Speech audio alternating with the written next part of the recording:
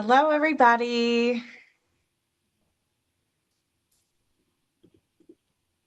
All right. So I'm Katie. I am the client communications manager with CPAC. So a lot of y'all have probably seen or heard from me, or maybe we've talked together on the phone at some point here.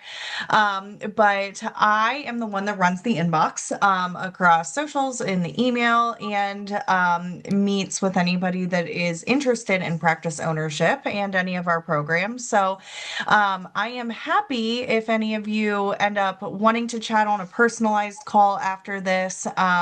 Just shoot me a direct message in the chat or send an email to team@CPAC team, and we can take it from there with getting connected and getting a little bit more personalized information for you. But here tonight, we are here to talk about the pillars of compliance of practice ownership, which is a super hot button topic. I know this is the one that no matter what stage of practice ownership we're in, everybody has concerns about it, and rightfully so, to make sure that we are protecting ourselves accordingly.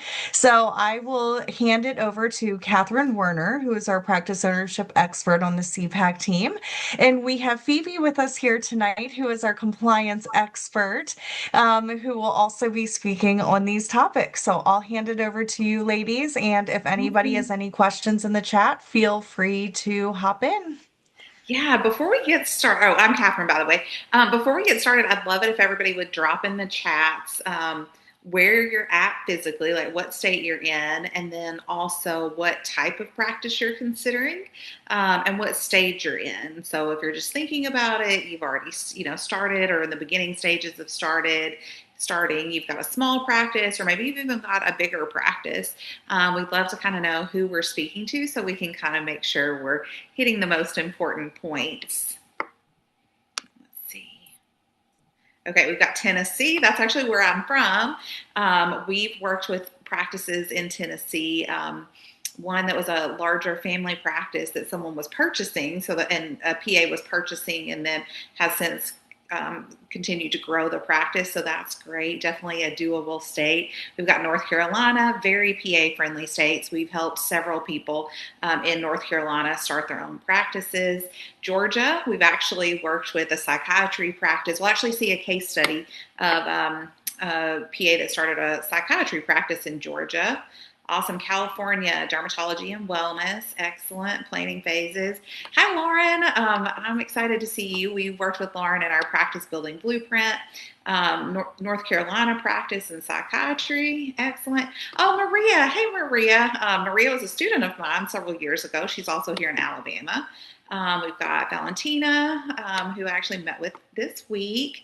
Cassandra, Los Angeles. Okay, awesome. Hormone therapy, bone health, longevity.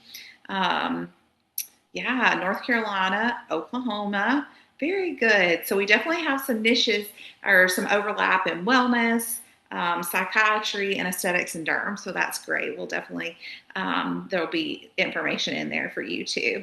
Cool. Well, we'll get to our slides. So we're really going to focus on compliance today. As a consulting group, we work on all the phases of practice startup and ownership and growth. But today we hear so many questions about compliance that's really what we wanted to focus on and get some good information about.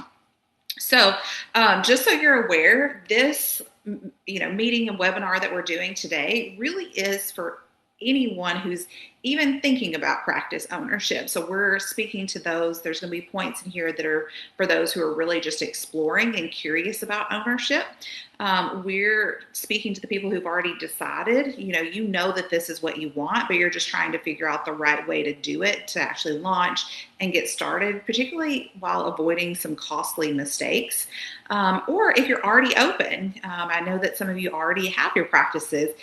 So if you're ready to, feel more confidence in your compliance, you're ready to grow, scale, those type of things. We're going to speak to all of that. So just know that you're kind of in the right place. So who we are, CPAC was started by Casey D'Amato in 2009 to help PAs, specifically at that time, kind of manage their careers and grow in that capacity. Since then, we've started helping PAs, nurse practitioners, physicians, and allied health professionals, and branched into other things, particularly clinic ownership. And so that's been a really exciting thing. We've done that for several years now. We've helped over providers in over 17 states start and grow their practices. Some of these practices are telehealth, some of them are in person, some of them are hybrid. We work with people across specialties, and some of the practices that we've worked with now operate in multiple states. And so that's been really cool.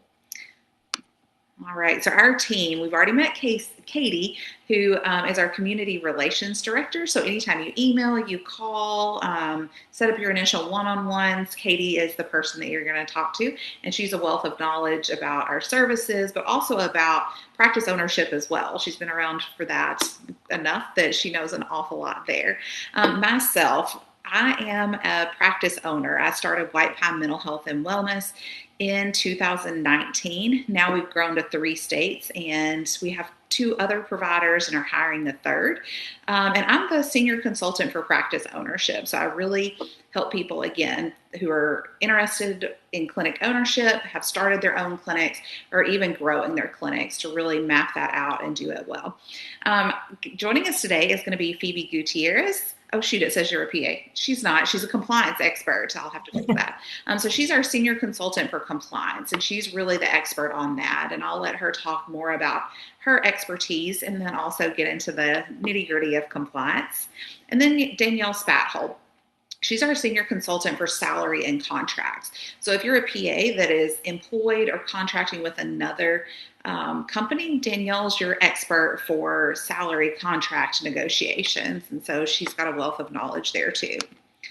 So kind of why do people consider practice ownership? Well, everybody considers practice ownership really for a different reason. And for most of us, it's multiple reasons. So for a lot of people, and probably the one that I hear the most, is that they want more control over how you practice medicine and who you serve. Like a lot of people are just frustrated by the healthcare system and working for other people, and really want to take that and make it into what they want, make their career something that they actually enjoy and feel good about day to day. Some people, and actually I hear this less than I would have thought, as the primary driver, income. Your income isn't, as a practice owner, isn't capped by a salary or somebody else's system of pay for you. Even in the most generous employee situation, there's going to be a maximum. You're only earning money off of what you are doing most of the time. And so as a practice owner, you can add members to your team, you can expand your services, and really grow income beyond yourself. You're not really trading time for money anymore, which is a great place to be. A schedule built around your real life and not necessarily a corporate policy. That was really the driver for me. When I started my practice, I had 2 toddlers. My husband was in the military and was deployed, and we were moving quite frequently. And so I needed something that was really going to work for my actual life, not some other the clinic schedule. And that's really been a huge win for my family over the years. You also hear a lot of people that really want to bring their own values into their workplace, interact with their patients, and interact with medicine in a way that feels really good to them. A practice is also an asset that you own. At the end of the day, if you've kind of positioned it correctly, you could sell a practice and make money off of that. So there's that growth potential there as well, which is really exciting. So when we talk to practice owners and people considering that, there's a thread of similar questions. So for those people who are just starting, probably the top question we get is this even legal? And if so, how? Luckily, that's what we're going to be talking about tonight. We hear a lot about how do I find a collaborating or supervising physician? Should I do insurance or cash? What's right for me? How do I actually get patients? Those are all a lot of questions we hear. And realistically, the answer to almost all of those is individual to you as people, but we're really good at helping you figure those things out and figure out what's going to work for you.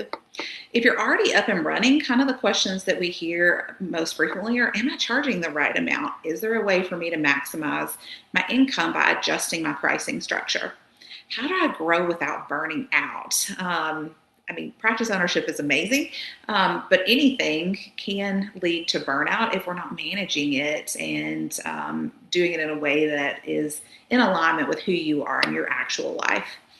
What do I automate or delegate next? This is one that I get really excited about. I love a good automation, a good system, and that can really kind of support not burning out and increasing your revenue. And then when and how should I scale? Adding in additional team members, adding in additional providers, growing into different states. Those are all questions that we hear from people who are already have a practice that's existing. So for today, we're not going to be able to answer all of that, of course.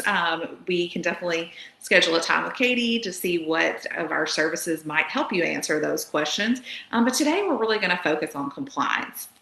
We're going to talk about the pillars of compliance that every practice needs: licensing, credentialing, supervising physician agreements, and a few other things that Phoebe's going to get into. We're going to talk about how state and specialty requirements may differ and the idea that assumptions can create gaps and expose you to liability. How to tell whether your current structure and agreements still match how you actually operate. This has been really interesting. There have been a few practices that we've started with in their launch phase. They were in our practice building blueprint, and we helped them start their practice, get the legal structure set up, start their systems, their marketing. And then they kind of come back to us a few years later after they've, for our practice building accelerator, and maybe they've expanded to different states. Maybe they've hired a few other practitioners. Maybe they're marketing in different ways. And at that point, the compliance issues have now changed. And we really want to make sure that that is still covering them and applying that appropriately so that they are really well protected. And then we want to think about how compliance connects to our systems, operation, and growth as an owner. So when we think about it, compliance can sound scary, but it's really knowable. So Phoebe, I'll let you take over and kind of jump into the compliance part of this and introduce yourself and give us the scoop.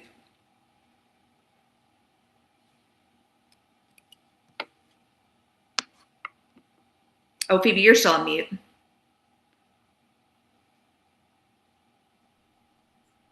So sorry, it would not let me unmute. Um, well, hi everyone. My name is Phoebe Gutierrez. I kind of lead the compliance wing with the CPAC group. And um, really, I kind of just always want to say compliance is really scary just because it is the unknown. You can't really prepare if you don't quite understand what the rules are. And there really is a tough rule book when you're trying to talk about different state rules. It really differs between the type of practice you're trying to, own or operate in, as well as kind of what your ultimate goals are for kind of like growth. So as much as it's really scary, and I know it gets even scarier when people are talking about bringing in lawyers and talking about different, types of, third parties that just kind of gets really costly. Our goal is to kind of help, arm each of you with what I consider like your compliance roadmap, because compliance is actually operations. So how you build your operations is really what gives you a defensible compliance infrastructure. Next slide, please. There we go.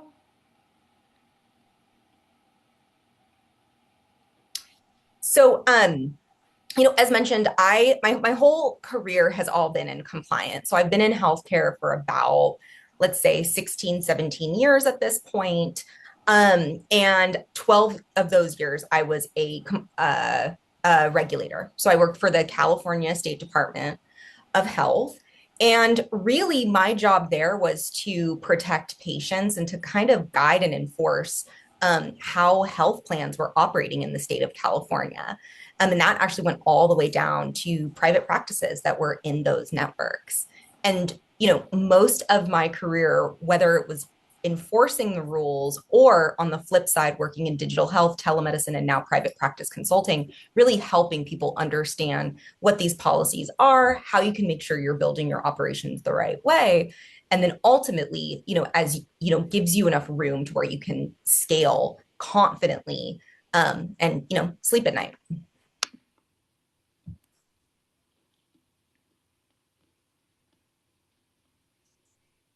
Sorry, it's taken just a minute to load. Um, so really, as I kind of alluded to, a lot of people, I think, have a really big misconception with compliance. A lot of people are like, can you just tell me, am I in compliance? Am I not in compliance? Can I just get that green stamp? Clinicians really love to check boxes off of a list. And I think PAs are really known to kind of really want to do things the right way. And so the way that I think about compliance is that you want to make sure that you actually set your foundation the right way, because it kind of cascades upwards from there. So really making sure that you have the right structure, so the right, business structure, from a professional corporation to a PLLC, so on. How you're actually marketing your services. There's a lot of rules and regulations that come into, effective and compliant marketing. And this is actually where I see a lot of companies get into trouble, because they start marketing things not in, to entrepreneurs and to business owners that make sense, but in healthcare, it's very, very regulated. How you actually have to structure your payments the right way. As you're thinking about hiring and expanding, I've had lots and lots of practices that were trying to expand, but because some of the infrastructure was broken, it significantly slowed them down. Something that, Casey will definitely help everyone with is kind of like the raising capital side, which is really big when, you don't really have a say, but you're going to get audited. They're going to be looking at your books, and they're going to want to make sure that they're investing in something that is not just a solid idea and has, patience and growth, potential, but also is built correctly. And then I always joke, like, we all just want to be able to sleep at night. And so for me, it's like, it gets harder and harder as you get, busier, and you're doing operations and you're wearing multiple hats, from, the clinician to the private practice owner. Really making sure that you have that solid foundation set is just going to give you, that sense of stability, into your own business.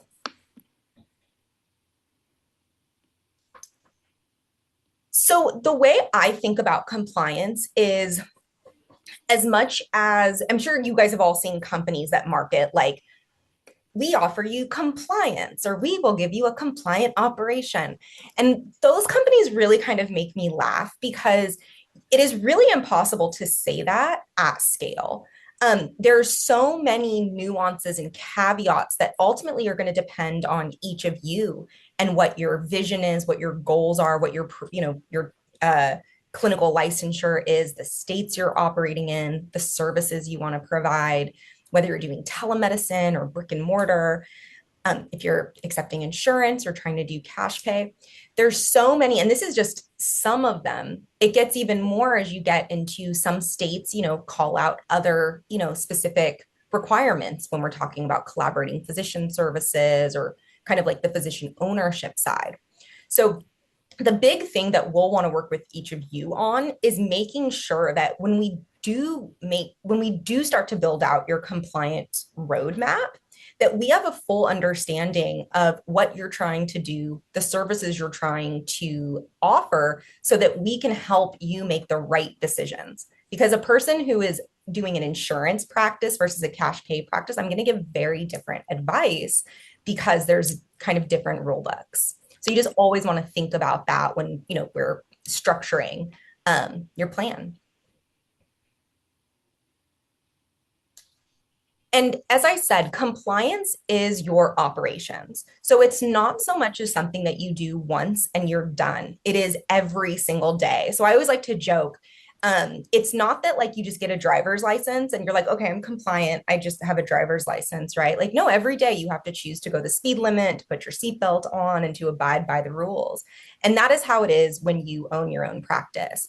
So the legal structure. So, we'll kind of dive into that a little bit deeper, but how you are actually engaging with your physician owner, how you have your contract set up, and whether or not you might agree or disagree with some of the language, but if those, things have to be in there for state rules, we have to put those in there.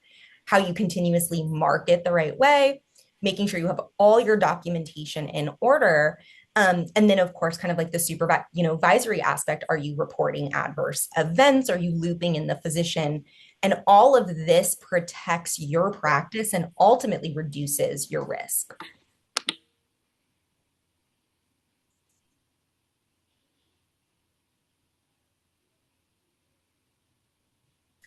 So, as I kind of alluded to earlier, there's a couple different ways that you can structure private practice ownership, and it all comes down to these four little words: corporate practice of medicine.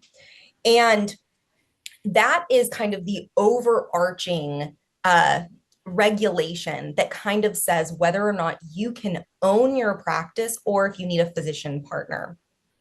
In, as you can see in Alabama, where Catherine is, a provider can actually own your practice. So sure, it's a lot easier on the ownership side, but on the supervisory side, it's a little bit more rigorous. They make you go through a little bit more hoops to get approval by, the different boards to be able to practice. Whereas some states allow for partial ownership. And this is where you might hear about the 51%, 49% minority majority ownership. And that's where practice owners can own up to 49% of the practice, but you still need to have a physician majority owner. And then in other states, you have it to where you actually can't own any of the practice, and it has to be 100% physician owned. So that's New York, Pennsylvania. I saw a couple people, saying California. California is a heavy 100% physician owned practice. There are some caveats there depending on your clinical licensure that we could work through. But all three are one possible. So one thing I always like to say, in every single state, you can run a practice. You can practice, on your own as a business owner. Now, whether or not on paper you can actually own that practice, that's a different story. And that's what we'll kind of talk about when we get more into kind of like the contracts, and how you actually have to structure the agreements between the various entities. So for just to address Jill's question, it's variable. NPs have, for the most part, it comes down to the regulation. So for some of the states, they're very clear that it has to be physician owned. It says that in the regulation.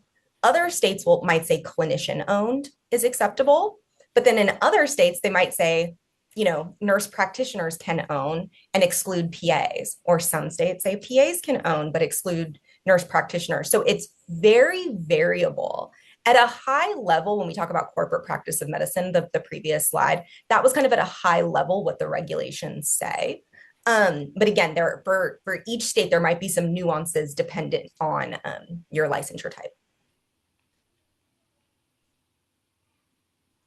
The clinicians would be defined in the regulation.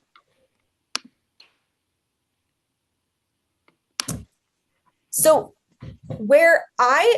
the biggest thing when you think about compliance is you really want to make sure that you are operationalizing things the correct way, because that's where, right now in the news, there's a lot of litigation. There's a lot of board action. I don't know if anyone's really paying super close attention to California AG office, but they are really coming after these structures where on paper they look okay, but operationally they're completely out of compliance.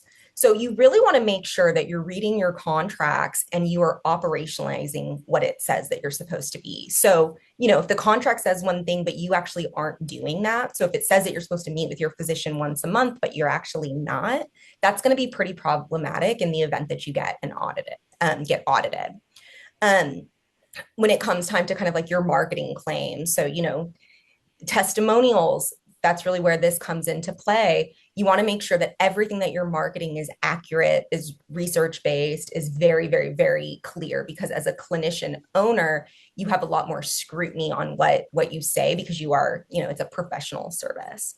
So the big thing here is you want to make sure that as much as you want to run fast and go really fast as a business owner, you want to take your time to kind of like pause, make sure you have the right documentation, make sure you're actually building out operations. And to Catherine's point, this is where some of your operations and automations and system planning really comes into play, because if you build it at the very beginning, it makes it so much easier versus having to go back and reconcile when you're, 6 months in.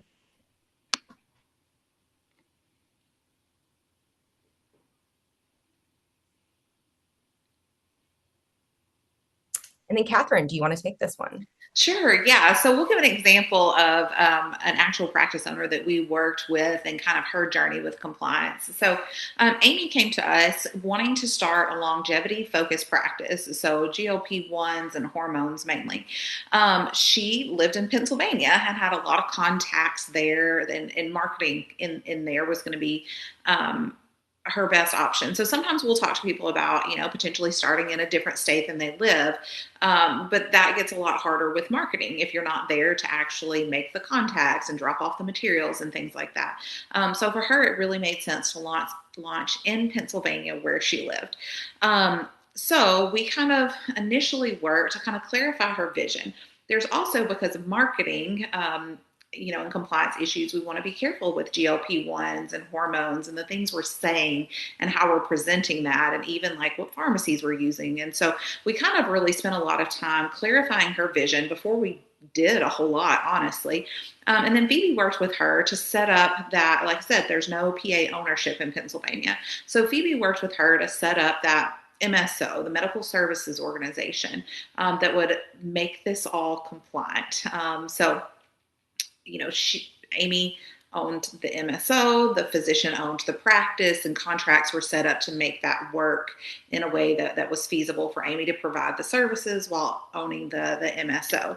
So we also kind of came up with a plan for marketing that would keep things compliant. We talked through, even prescribing. Did she want to do the compounded GLP-1s or only the, the brand GLP-1s? And so not that there's a right or wrong necessarily for those, but we want to, it's about your risk tolerance and how you frame it and all of those things. So we kind of talked through all that, set up the structure.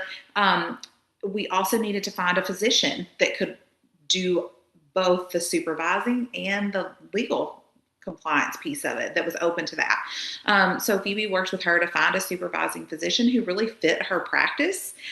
We helped her build up that ownership and MSO structure, and then helped her to launch marketing and systems so that she could open with a lot of confidence. One thing I really talk a lot about in working with people, and actually Valentina and I met this week, and that was one thing we talked about was, we can be super confident in our medicine. We can be confident in all these different areas, but if there's somewhere where that we're not super confident, or we're not confident, you don't have to be super confident, but if we're not confident enough, that can really come through in how we're presenting ourselves, how we're moving forward in our business. And so a lot of times, if there's these sticky areas where we're hesitating, whether it's around marketing or building a website or picking an EHR, sometimes we can stop and really examine where that's coming from, that hesitation. And a lot of times it comes down to just lack of confidence. And so then we can stop and figure out, okay, well, what do you need to do to feel more confident so you can actually move forward? And so that's kind of what we helped Amy to do, was get the knowledge, get the systems, get that confidence behind each of those different areas of her practice so that she could really launch feeling good about things and be ready to grow. And she's done great in that way. So that's kind of what we're seeing. 2026 is a great time to be any clinician, really, in practice ownership. All 50 states now have some form of provider practice ownership opportunity, for physicians, that's always been an option. But for PAs, nurse practitioners, it's becoming a lot more common and a lot more acceptable and known. We're seeing a lot of cash pay and hybrid practices. Those are becoming more mainstream as patients are having higher deductible plans, and on social media are seeing different medical options that are available for them. A lot of people now are paying cash or doing a hybrid model, A lot of patients are paying cash, which allows for a hybrid model practice. Because again, patients are experiencing healthcare very differently than they have in the past, where they only wanted to use their insurance. So there's a lot of different options there. Physician collaboration is more accessible than ever because of technology, and because telehealth has become a lot more again, common and mainstream. So has distance supervision. I think physicians are also catching on that this is a really great opportunity for them to, for some of them, it's a great opportunity to earn more money. For a lot of them, they really feel like this is a way for them to continue their medical practice, even as they kind of protect themselves from burnout or scale back their hours as they retire. So we're seeing a lot more physicians who are wanting to participate in these collaboration arrangements. We're seeing a rising demand for specialty, functional, and longevity care, again, because patients are just so much more educated than they have been in the past, and because we've got so many new we've got a lot more research around hormones. We've got GLP-1s. Like, we've got some really cool things going on in medicine that patients want, and they want a practitioner that they like and that knows these niche areas of medicine. Ownership continues in 2026 to provide tax and operational advantages, which can be very lucrative as we kind of build that in and look at the financial picture of it, which is really nice. So the truth of the matter is, practice ownership isn't theoretical. Like, PAs, nurse practitioners, physicians, allied healthcare professionals are all building and scaling real practices right now. This is not a theory. This is something that people are doing and doing really well at, which is exciting. So Adrienne is another example of this. So she lived overseas and traveled with her husband's job quite frequently. And so she really wanted a portable cash pay telehealth practice doing things that she loved. And initially that started out, again, kind of in the vision part of this. It was interesting. She, I think, came in, and I don't remember what her one thing was. She had one of these. I think it was weight loss that she was really interested in. But as we got to talking, she was like, well, I kind of don't, I love skincare. I love hormone therapy and gender affirming care as well. She's like, but I don't know how you put that all together into a practice. So we kind of worked through the vision of that and kind of presented it in this cohesive model of a practice that is addressing the things that patients actually care about. They're going to focus on the things that patients actually want. Nobody really wants to go and get their, blood pressure checked or their cholesterol, but man, we want our skin to look good. We want to have a healthy weight and that hormone therapy that we need for various reasons. So we were able to brand that for her. We also, again, looked into compliance. This, how does that work if she's living overseas? Or moving, how can we set this up? Also with the marketing, what do we need to do to make sure that we're presenting this well? For her, this has been just a really great thing. This took off. And so she's been able to replace her salary within that first year of opening. And as she's been open, I think 3 years now. But that's continued to grow. She's really loving what she's doing too. And I think that's one of the, most exciting pieces of it is she's continuing to grow professionally and serve patients in a way that they're really responding to as well, which is cool.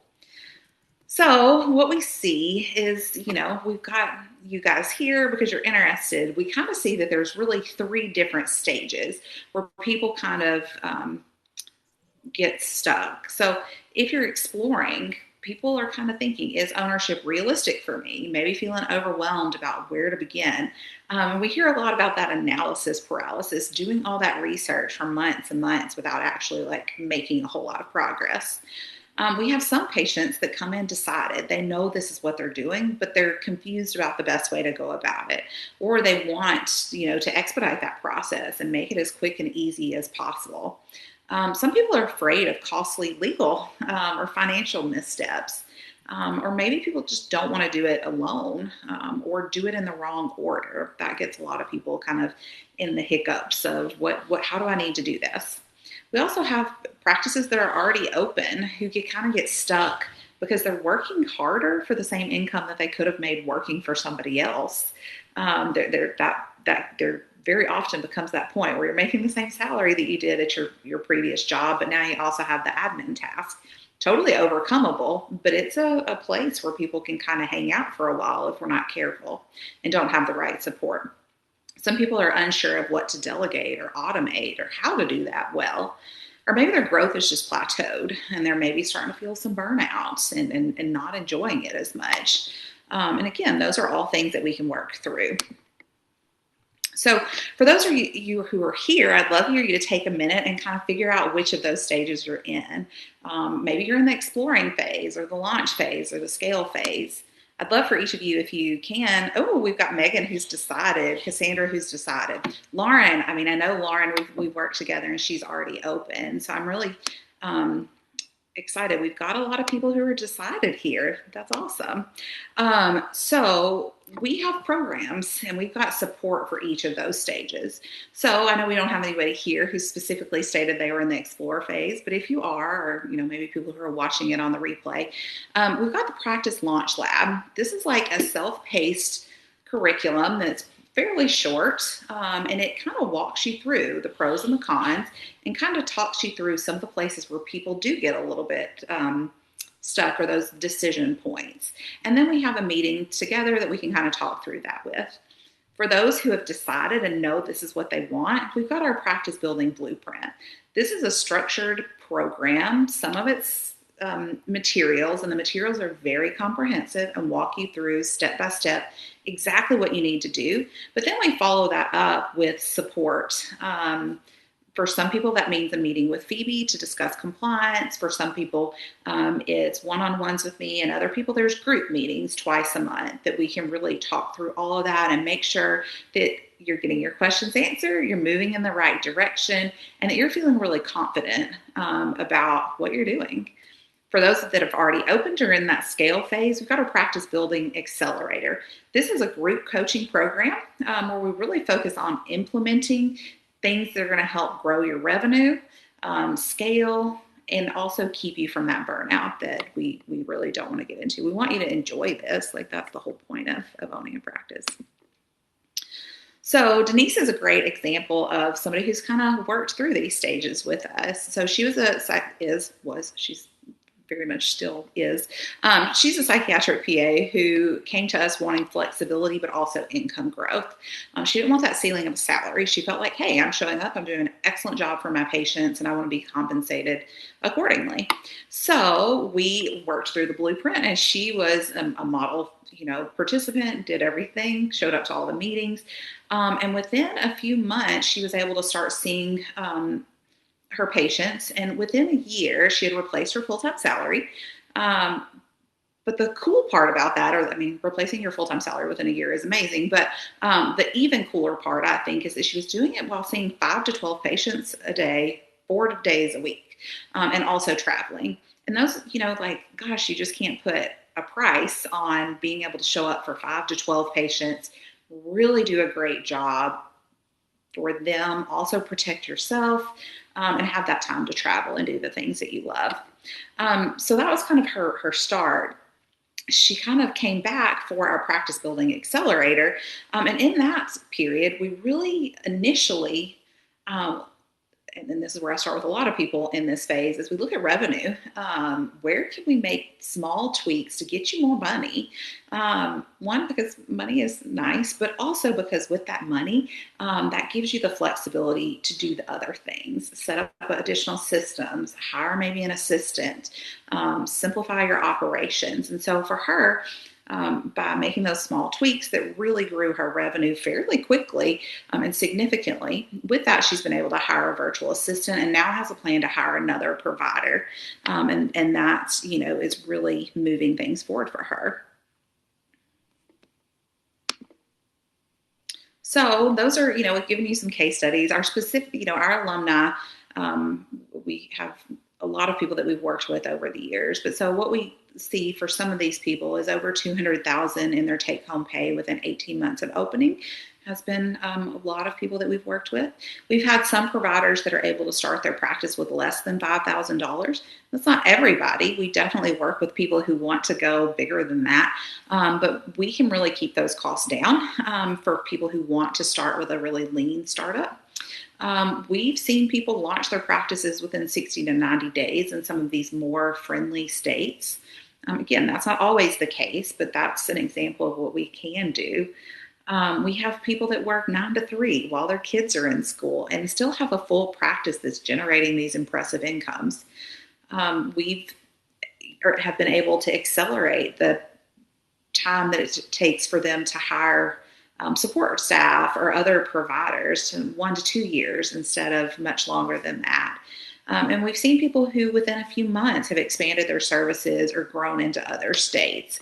So just some examples of what we can do because we've been there, we've done that, we've helped people for years.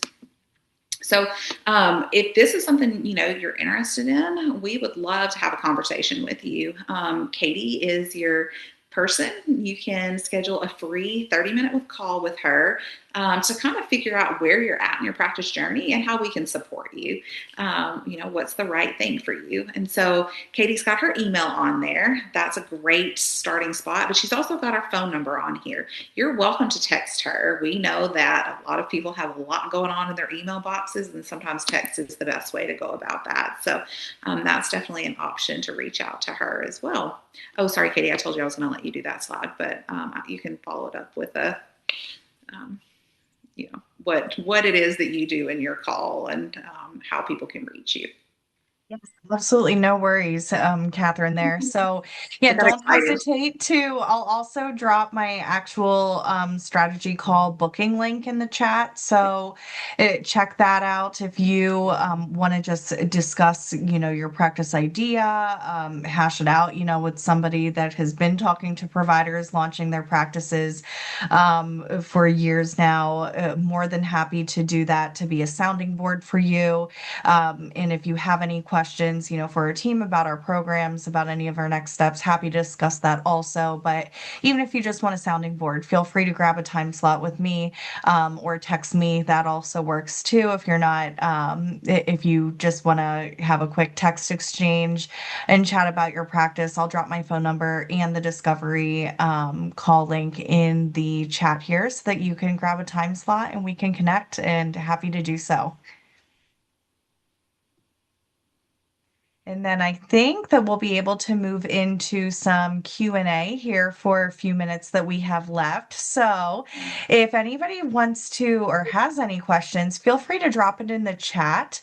And then Catherine and Phoebe will grab some questions and give some answers about it. And if you have any private questions that you're looking to chat with more privately, feel free to reach out to me personally, and we can vet those together. Okay.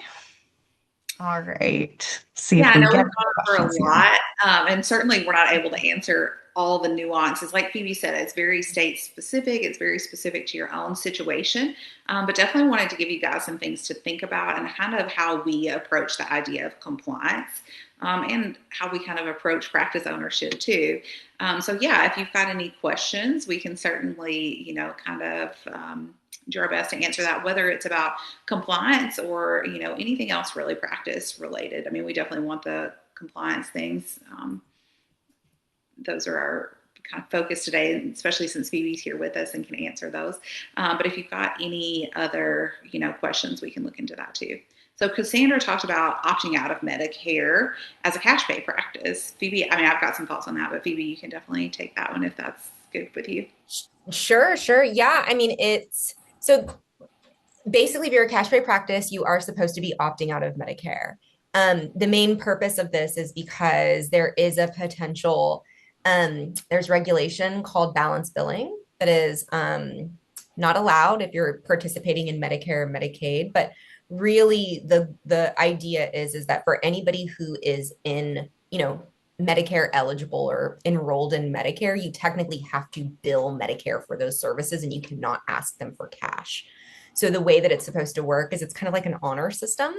They really don't monitor and enforce it at super duper scale. However, it is something that, if you are doing cash pay, you will need to exclude yourself. Um, and so there's a little, you would want to, of course, if you're doing the insurance route, I assume, I'm sorry, if you're if you're doing the insurance route, of course, you would have a credentialer, but the process on the cash pay side is it's just a form that you submit and it's pretty straightforward. I think there is some caveats around, like, I know that there's some providers that do diabetes care where it's like, well, they don't want to actually fully opt out. So there are some nuances there that we'd have to kind of explore based on kind of your overarching goals. And that's one thing that I like to system. We talk about systems. I can't keep. It would be really hard for me to keep track in my head of who has what insurance and who needs what forms based on what insurance. So that's something I built into the EHR with different questions, and so that's something you can systematize easily and just let the computers take care of it if you know in advance that you need to do it, which a lot of people just don't realize that they need these opt-out forms. So that's something that we can build into a system. So it just kind of runs in the background, and that you're staying. That's how compliance works best. If we can put it on the background and set it up and let it run, and then periodically check it and make sure you're still in compliance. But those are some awesome ways we can do that.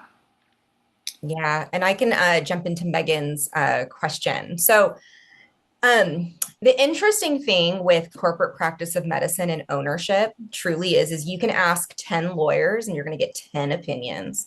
So my thing is I always approach it from what the regulation says and what, really is probably in your best interest as a private practice owner. California is very clear in my head that you cannot own a practice 100%. And if a practice does and they're not a physician, they are out of compliance. You still have to have a supervisor. Most of the time, the physician that would be your practice owner would also be your supervising physician. But I kind of wanted to address that one because there's a lot of nuances in corporate practice of medicine. Your biggest thing is, I know a lot of people don't want the physician to own a portion of the business, right? It's a scary thing having to, give a portion of your business away. But at the end of the day, the professional corporation or the clinical arm of the business is actually never profitable because the majority, you just want to move your money over to your LLC anyways. And on the flip side, if you have a physician who owns the 51%, you actually are mitigating your risk. So you're protecting yourself even more. So it actually is in your best interest to want to have that right structure. But I'm happy to, Megan, have a deeper conversation with you about that. But that is my opinion on, California CPOM rules. And I will just want to add this. California is the first state in the nation that is actively coming after business entities that are violating this rule. So I'm like following it very, very closely. They've issued 3 major decisions in the last like 2 months, which is kind of groundbreaking for corporate practice of medicine. And one of the interesting things I think is that a lot of these laws were written before we were where we are in medicine. Now, California, they're keeping up on it, but in a lot of other states, the laws are gray because they weren't necessarily written for us. They were written for big, healthcare corporations that were trying to, ensure that physicians got to practice medicine without the constraints of a big corporation telling them what to do. However, even though we may not have been the point of these laws, we still can fall under those. But that's why it makes it such a gray area in a lot of states, is because the laws are written in a way that was never really intended for us, but that we still fall under. And so that's where you're going to get a lot of that difference in opinions between attorneys and all of this. And so some of it also comes down to your own risk tolerance. Some people are totally cool to be like, well, I'm a small practice, they're not going to come after me. Hey, they might not. I personally have a very low risk tolerance. I'm going to do things the most safe way possible because that lets me sleep at night. But, everybody's a little different on that. And certainly the attorneys are different on that. So, that's one thing I like about Phoebe is that she tells you the best way to protect yourself. And then if you want to go, I guess you can, but I like that Phoebe sets out like, hey, this is the way that you can best protect yourself and be like most in compliance with the regulations. Yeah, I take everything. I'm a little like, I'll say I'm a little black and white just because as a regulator, I used to write state policy. So at the end of the day, they're always going to go after what is written in that regulation. It doesn't matter what like a board representative says, if it's not actually updated on a website or in law, an auditor does not care, unfortunately. So you just want to make sure that you're kind of like protecting yourself. I just personally, I work with three different law firms who, again, they will fight and argue and come up with different kind of approaches. And I always end up going back to what it says in regulation. But again, you guys get to kind of be the decision makers on how you want to view and what your path is for compliance. Sorry, let me read Lauren's question next. So, in my previous practice, we were advised that we could not treat Medicaid clients if we weren't in network, but can we if they sign a Medicaid opt out waiver that says they will not file visits with Medicaid? Oof. Question. Well, we'll take this one. So, my regulatory experience is actually all in Medicaid. You want to be very, very careful. So, technically, as a practice, you are not allowed to not build Medicaid if you are aware that a person is potentially Medicaid eligible. You are even so much as to supposed to kind of like help them with Medicaid eligibility, in the sense of like filling out an application and kind of referring and coordinating. So, my recommendation would be to either add some sort of like blanket disclaimer to your consent forms that says, by agreeing to, come to my practice, you confirm you are not Medicaid eligible or enrolled in a Medicaid plan. You actually don't, how do I say this? You actually don't want to know. So if a person tells you, I'm actually in Medicaid and I get this, you technically, as a cash pay practice, or if you are not, enrolled in Medicaid, cannot actually see them. It would put you at a lot of risk from a like I said, balance billing perspective and a compliance perspective. There's two big players you just don't want to mess with, and it's Medicaid and it's Medicare. So you want to be really careful because they are very, very, very on top of it. And unfortunately, they audit in arrears. So a lot of people will think certain things are certain things are okay, right? I'm doing this thing. I've been doing it for the last year, year and a half, 2 years. Medicaid audits on 3-year intervals. So you will actually get an audit finding from 3 years in the past. And the second question was on supervising physician meeting logs. What information is required? Do they need to be signed by each person, or does just a sentence on what was discussed and the date of meeting count as enough? So that question actually depends on the state that you're in. So in certain states like Alabama, there is actually a form and they have like a whole kind of log, and that's where you're actually supposed to document it. North Carolina has some really strict rules around the documentation. It's called a quality improvement process, and it has to be done at different intervals. My recommendation is always just add an AI note taker to your meetings, attach that into some sort of documentation log, and make sure that you're talking about the key things that are covered in your contract. So month over month, technically working with your physician, you're supposed to be reporting adverse events. You're supposed to have some clinical questions. If you want to adjust or deviate from your protocol, let's say, you should be requesting those things and getting their, advisement and guidance on that. If you're in a corporate practice of medicine state, you're technically supposed to be running your pricing by your physician. So I always say your contract actually should guide what your agenda is. And that's the best way to think about what you need to document, because you have to show compliance with that actual contract. Jill's question, can you share perspective on what the laws say if PAs and NPs can work for each other as 1099 for a practice? So I think that again it all depends on like the corporate practice of medicine rules in the state that you're operating in. So in many, states, let's say, Texas, that's a corporate practice of medicine state, you would have this, entity, which in, Texas, I believe it's a PLLC, if I'm remembering correctly, or maybe it's a professional association. You can, it would technically be like that NP or whoever you're hiring to work for your practice would contract with that entity. So you technically wouldn't be overseeing them, they would be contracted with that clinical entity. I'd have to dig into the rules because I think it's probably heavily dependent on on each state, unfortunately. Yeah, some states have rules, and so like in psychiatry, thinking about hiring a counselor, some states have rules that say like it has to be the same license status if it's not under like an MSO or a corporation. So yeah, it's just going to be really state specific. But that's a great question to think about, and something that you do need to consider is like, do the licenses match and do they work, and all of those kind of things. So Mhm.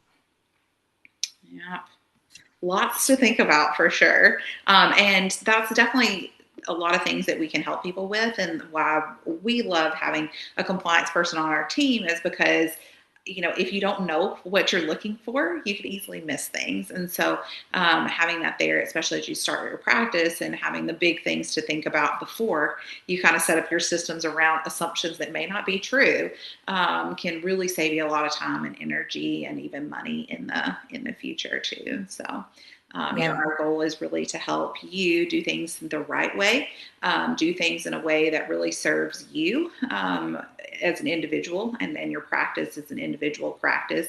And then also do it in a way that keeps your costs down and then expedites your time so that you can really get to what you want to be doing as quickly and easily as possible. And so that's kind of where we feel like that's what we offer as a company for you guys. And we're happy to do that. It's been a really cool thing to see so many people start and grow their practices with our support. So And there was a question in the chat about whether or not legal, you still needed a healthcare lawyer. And so what I always say is, absolutely. At the end of the day, it's really everybody's discretion on what legal counsel, if they want to get legal counsel, if they don't, it really is up to you. The big thing that I always just like to kind of guide and say is lawyers are amazing, but they have done it on paper. And really the trick is how does that actually translate in your operations? And I think that's where I've personally seen, just with my own clients, a lot of issues where there actually isn't something you can't operationalize it. So it's like, well, why is this in your contract? We can't actually do that. So, I always kind of really emphasize like what is going into your contract. Do you understand what you're signing? Do you feel comfortable and confident? Do we know the process for termination? Do you know the process for hiring? Do you know the process for oversight? Because to me, that's the key that is really going to set you guys up for success is if you actually understand all the different contractual requirements for all these different elements, because then you'll understand it, you can implement it, and you can kind of, continue to maintain it. And one thing that we've seen is that a lot of times the lawyers are trying to interpret those laws that are gray, and so that's kind of where they come from is the interpretation of the law. And like Phoebe said, not how you're going to put it into practice. And so while having a healthcare attorney like give their blessing on everything definitely gives a peace of mind, but a lot of times if you have the understanding before you go into that meeting of what you actually need from them, it can really cut down on your costs. And that's one of the mistakes. I mean, I'll fully own that. That is a huge mistake I made when I was starting my practice is I went to an attorney because I didn't know what I was doing, but I didn't really know what I needed from them. I just needed them to tell me everything was going to be okay. And a huge sum of money later, I came out with kind of some vague, fuzzy answers. And that was on me because I didn't know exactly what I was asking. Had I, met with a compliance person before I went to the attorneys, I could have come in very sharp. Okay, these are the things that I actually know that I don't need your help on. And these are the things that I'm still fuzzy on. And I just need you to answer these questions. And that would have saved me a lot of time and a lot of money. I mean, I've got a 20-page report that really doesn't answer a whole lot of questions. It gives me opinions and it gives me some case studies or case law, but it didn't tell me yes or no this is what you need to do. And so that was just a costly mistake on my part. And we really want to help you not do that. And so, be able to have a meeting with Phoebe and figure out what you don't need an attorney for and what might help you feel more confident to pass through a lawyer. Well, thank you, ladies, so much for holding this tonight. I hope that everybody found it super helpful. Learning about some pillars of compliance here with practice ownership. We had a lot of people here that are determined and decided to open up their practice, some already practice owners. So I hope that this was useful for you, and we are more than happy to help. And we are doing a practice ownership masterclass a month. So be on the lookout for the next one. The next one will be on some marketing and patient acquisition tactics. And again, my cell phone number is there. Feel free to text me, or I also dropped where you could have a strategy call with me in the chat. So feel free to sign up for that also. And it was wonderful to see all of you here. Have a great night, everybody. Bye, y'all.